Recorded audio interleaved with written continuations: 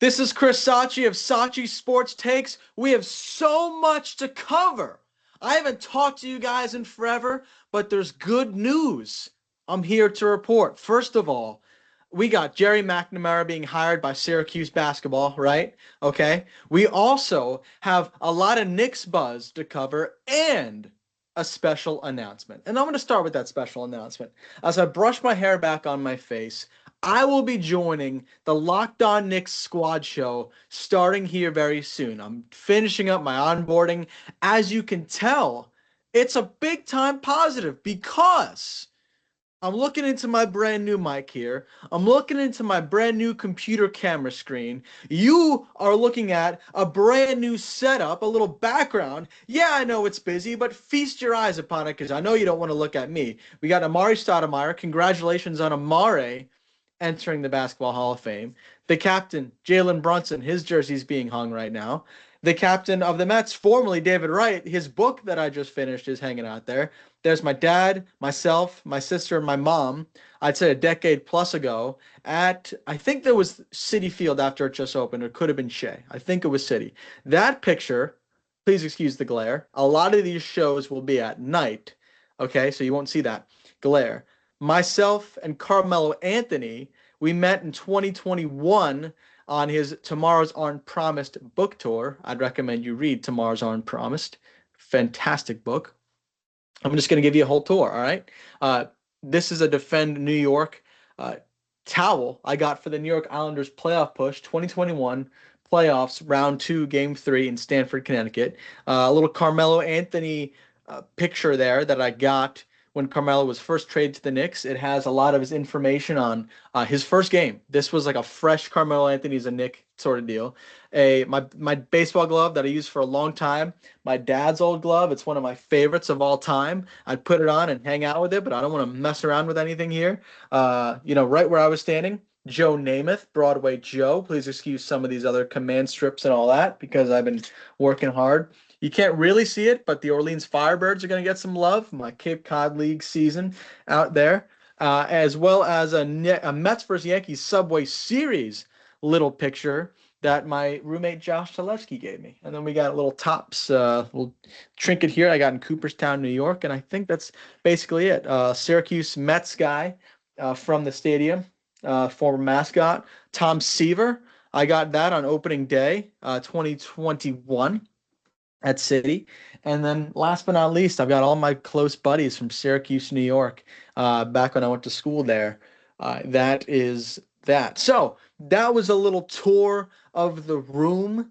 And yeah, some special news. Locked On Knicks Squad Show. You can find it everywhere you get your podcasts. I want to thank Carl Weinstein, Sam Ekstrom, Tom Lee, Brian Levine. All these people have been really welcoming in onboarding me and getting me involved. And the WJPC Alumni Banquet. If you remember, I did a podcast after the Knicks played the Thunder that Sunday in February. Actually, maybe it was March 1st or 2nd. Anyway, I did a podcast driving home from the banquet, and that banquet has yielded some serious fruit with this opportunity. So I'm not going to take it for granted. I'm ready to go. And I want to thank you, loyal listeners, for joining me on this journey, because now you'll catch me still on Sacchi Sports Takes with the more Chris Sacchi level stuff, and then I'll be on Locked On Knicks talking everything Knicks. So yeah, exciting stuff. I'll touch on some of the news that I missed out on. First of all, Gerry McNamara is a home run hire. So happy that Syracuse got this done. Being part of the program from 17 to 21, I knew this was the guy. I knew that was Jim Boeheim's right-hand man at the time because, well, I did the reporting. I was in locker rooms. I was in press conferences. I was traveled on the road once or twice. And especially, I gotta tell you a little story here, right? So it's 2021. It's my senior year. It's mid-February. So the tournament is only a month away. And Syracuse really didn't have a strong resume at the time whatsoever. Okay, they didn't have much going for them in terms of making March Madness, which is the standard at Syracuse and which Gerry McNamara will bring back. Okay, I'm going to tell you that right now. But a little story time. So this is 2021. There's no fans in the stands. Okay, that's a big part of the story. But, okay, myself, Cooper Boardman, Jacob Kronberg, Corey Spector, I think all those guys are in that picture that you see right here. They all traveled with me to Durham, North Carolina to cover Syracuse versus Duke. Syracuse got pretty badly beaten in that game. The 3-2 zone was beat up, especially from beyond the 3-point line. And so we were there. We covered the game, went to the virtual press conference, even though we had traveled all that way, right?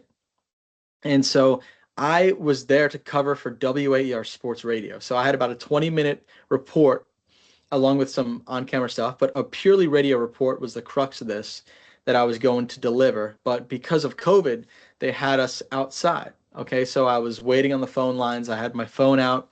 I believe it was Max Chadwick was calling me. Him and Owen Valentine were hosting, right? And I'm sitting out there on my phone just waiting for them to tee me up. And guess who walks by? Jim Boeheim and Gerry McNamara. Those two are in lockstep, walking next to each other, okay? And I can hear them just from a little bit of a distance as they walk by talking about the zone.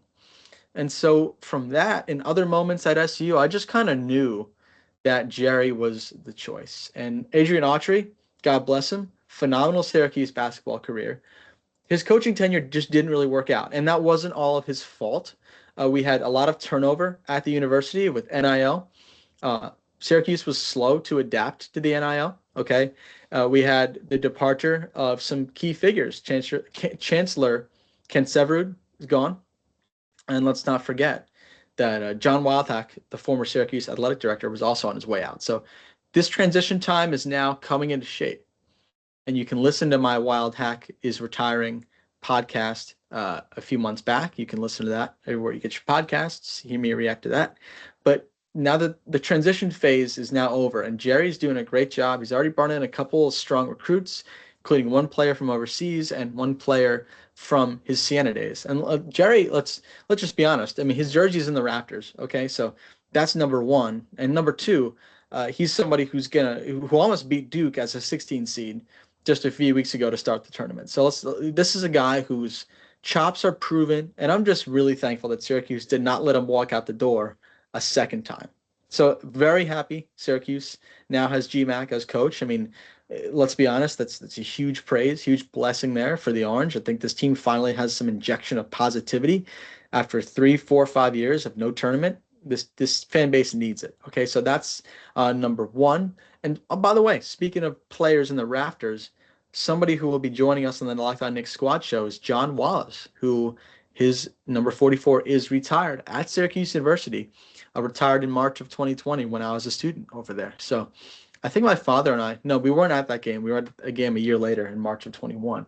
But yeah, he's somebody who is Syracuse royalty, Knicks first round draft pick, and somebody who is going to help us break down the Knicks. So love the GMAC hire. About the Knicks overall, this team is pretty much the same as last year. And you look at it, the Knicks starting lineup over the past 2 seasons has played more minutes than any 5-man unit in the NBA, and they are barely in the plus side. And so this starting five doesn't play well together. And for whatever reason, Tom Thibodeau was let go. And for whatever reason, I'm not saying, you can listen to my Tibbs podcast as well, my emergency podcast at the time of Tibbs' firing. But Mike Brown has not made the changes that we thought he would as Knicks head coach. The starting five is still the same. Early in the year, it was different with Karl-Anthony Towns starting at the 4, and the players bristled at it, and they got their wish, and they got their starting five back. The only problem is that starting five doesn't play well together. Okay, so make or break year for the Knicks, and even though there's a new coach and a lot of new pieces on the bench, this team feels the same as last year. They're the 5th best team by record in the NBA with a puncher's chance of making the NBA Finals, just like last year. 5th best team in the league with a puncher's chance of making the NBA Finals. So really curious to see. The Knicks have a really interesting stretch here. They play the Atlanta Hawks tonight at 7 o'clock, big one. If I didn't have some social stuff, if I didn't have this setup to do, I probably would have driven to Atlanta from Savannah about 4 hours to watch this game in person. But that's a big one. And then the Knicks also face in their last couple of games here the Toronto Raptors, a potential playoff matchup, a team the Knicks have dispatched and have so far swept this year, as well as Boston and Charlotte. The Boston Celtics could be a potential second-round matchup. Of course, who can forget New York ousting Boston last year when the Celtics were defending champs, and then the Charlotte Hornets, who are just beat the Knicks a week and a half ago. Very fast, not a good matchup for New York, who likes to play in the half court. And that could be a first round matchup that would scare a lot of Knicks fans. So nice little playoff appetizer to get us going here.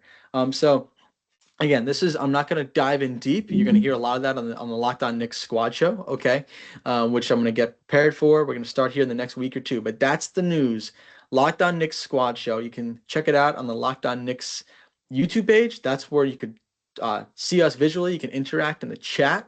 And I'm just blessed and thankful and thank God above for giving me my first little chance in sports broadcasting since Syracuse. I'm getting entrusted with a great organization and Locked On. A lot of new fans going to come into the squad show, and it got me to get up this setup, and just amazing stuff is happening down the pipeline. So I'm thankful for everyone who supported me, you, the fans, for my Lord and Savior above, and my family and everyone else. So that's the crux of it.